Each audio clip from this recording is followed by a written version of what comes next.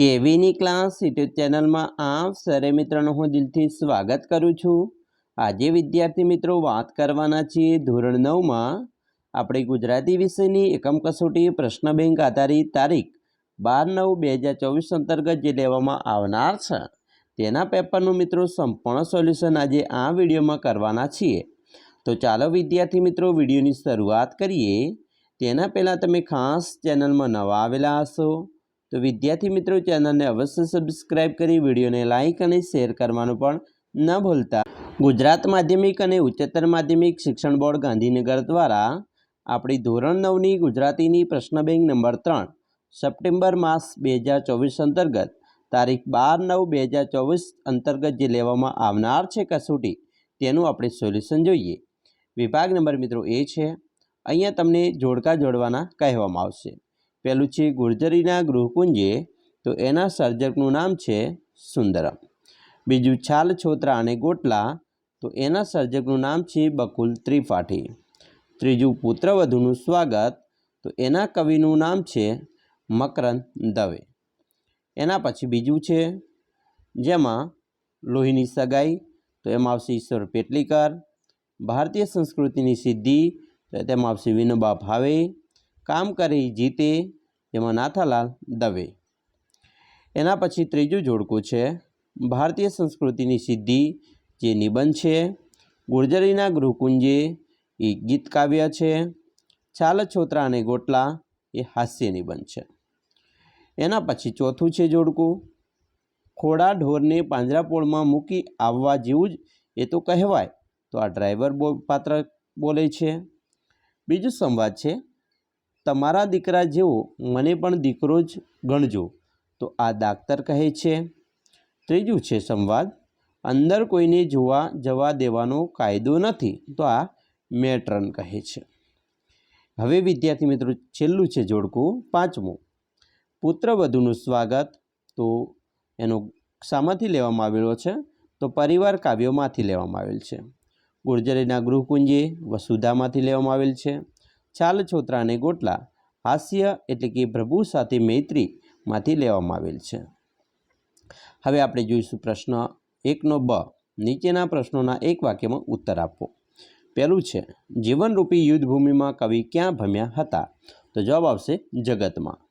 बीजुं मंगुने 14 वर्ष क्या महीनामां पूरा थता हता जवाब आवशे मागसर महीनामां। त्रीजुं अमृतकाकी लोकोने दवाखाना अंगे शानी उपमा आपता जवाब आवशे પાંજરાપોળની। चौथुं अमृतकाकी मंगुनी नात में वटवाई गया हता एटले शुं एटले कि गांडा थई गया हता। 5 कवि नाथालाल दवेना मते दुनियाने कई रीते बदली शकाय तो खूब ज मेहनत करीने। 6 काम करे जीते काव्यमां कविए शेनुं महत्व दर्शाव्युं छे तो परिश्रमनुं।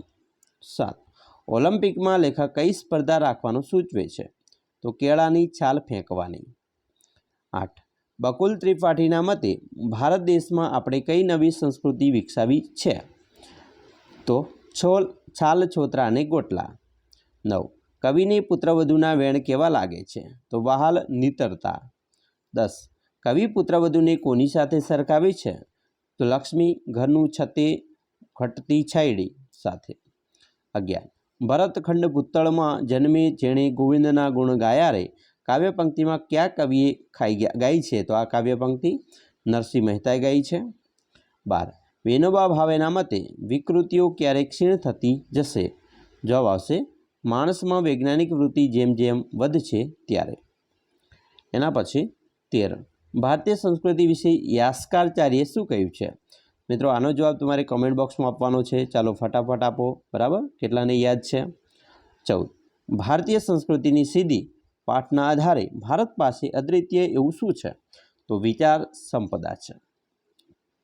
15 आखा भारतीय संस्कृति माटे शुं छे तो गौरव छे। 16 बीजाने मेहनतनुं लूंटीने भोग भोगवता रहीए तेने शुं कहेवाय तो एने विकृति कहेवाय।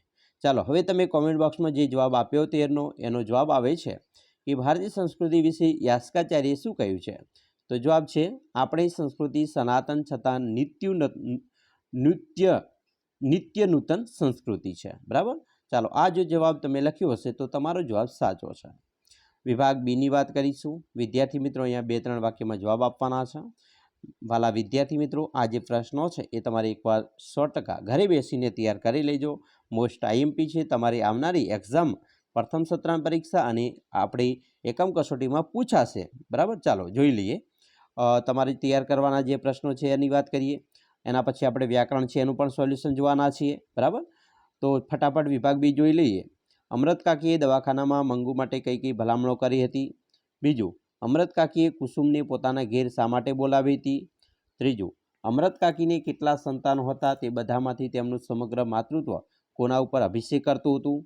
4, કામ કરે જીતે આવડો મોટો મલક આપણો બદલે બીજી કઈ રીતે? તો કાવ્ય પંક્તિ સમજૂતી આપવાની છે.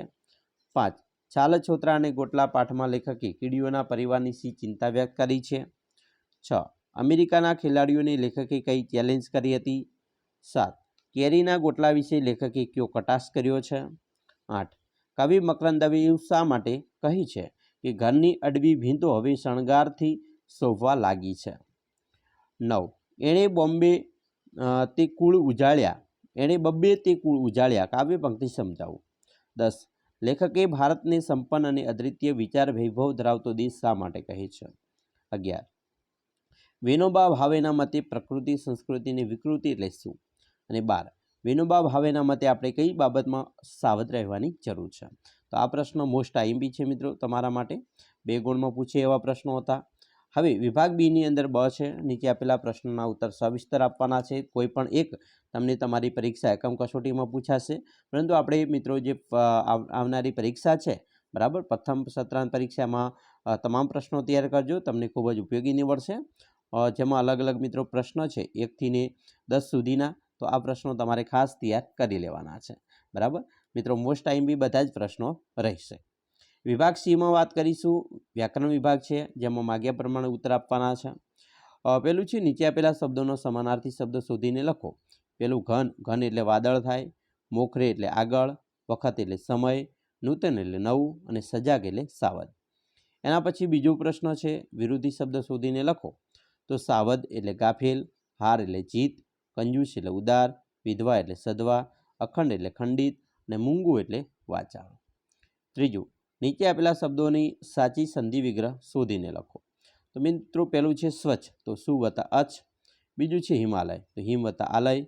ત્રીજું છે સંતોષ, તો સમ વત્તા તોષ. ચોથું છે સૂર્યાસ્ત, સૂર્ય વત્તા અસ્ત. ગણેશ, ગણ વત્તા ઈશ. અને ઇત્યાદિ, તો ઇતિ વત્તા આદિ. પછી ચોથો પ્રશ્ન છે, નીચે આપેલા શબ્દોમાંથી કયો પ્રત્યય રહેલો છે તે જણાવો. તો વિજ્ઞાન, તો એમાં મિત્રો પૂર્વ પ્રત્યય છે. વહાલપ પરપ્રત્યય છે. ધાર્મિક પરપ્રત્યય. રાષ્ટ્રીય પરપ્રત્યય. સુગંધ પૂર્વ પ્રત્યય. પૂર્વજ તો પરપ્રત્યય છે. પ્રશ્ન 5 છે, નીચે આપેલા રૂઢિપ્રયોગનો અર્થ આપવાનો છે. પહેલું છે હરખ પદુડા થઈ જવું, એટલે કે આનંદથી ગાંડા ઘેલા થઈ જવું. બીજું, પનારે પડવું, તો માથે પડવું. ત્રીજું, કુળને ઉજાળવું, કુળની પ્રતિષ્ઠા વધારવી. 4, મહેનત લૂંટવી, પરસેવાની કમાણી પચાવી પાડવી. 5, પારાયણા કર્યા કરવી, તો રટણ કર્યા કરવું. અને 6, દખલ ન કરવી, તો દરમિયાનગીરી ન કરવી. પ્રશ્ન મિત્રો 6, નીચે આપેલા શબ્દ સમૂહ માટે એક શબ્દ આપો. પહેલું છે પરણાવતી વખતે કન્યાને પહેરવાનું વસ્ત્ર, તો એને પાનેતર કહેવાય. બીજું, ખેતર કે ગામની હદ, તો એને પાદર કહેવાય. ત્રીજું, બારસખાનના ઉપલા લાકડા આગળ રહેતો છેડો, તો એને ટોડલો કહેવાય. 4, વધારે પડતું ખાનારો, એને ખાઉધરું કહેવાય.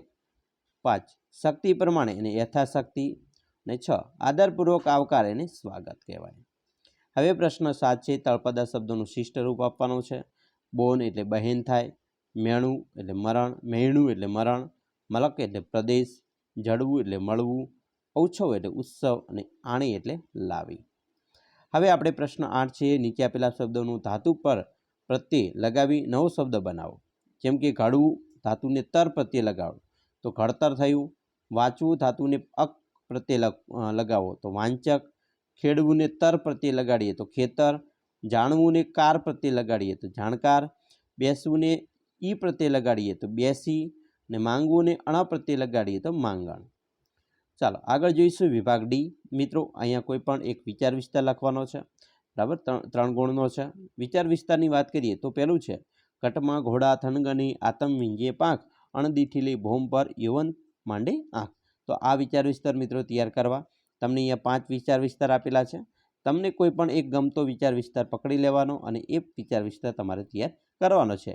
પરંતુ તમારે આવનારી પ્રથમ વાર્ષિક પરીક્ષા માટે આ 5 વિચાર વિસ્તાર છે એ મિત્રો તૈયાર કરી લેજો. 100% પરીક્ષામાં પૂછાશે એવા વિચાર વિસ્તાર છે. બરાબર, તો તૈયાર કરી લેવા. પ્રશ્ન મિત્રો બ છે, નીચે આપેલા મુદ્દાના આધારે આશરે 150 શબ્દોમાં નિબંધ લખવાનો છે. અહીંયા પણ કોઈ પણ એક લખવાનો છે. તમને નિબંધ આપેલો છે, પ્રવાસનું જીવન ઘડતરમાં સ્થાન, સ્વચ્છતા ત્યાં પ્રભુતા, જો ત્રીજું વિશ્વયુદ્ધ થાય તો, જય જય કરવી, ગુજરાત અને માતૃભાષાનું મહત્ત્વ. તો આ જે 5 નિબંધ છે એમાંથી કોઈ પણ એક નિબંધ તમારે લખવાનો છે.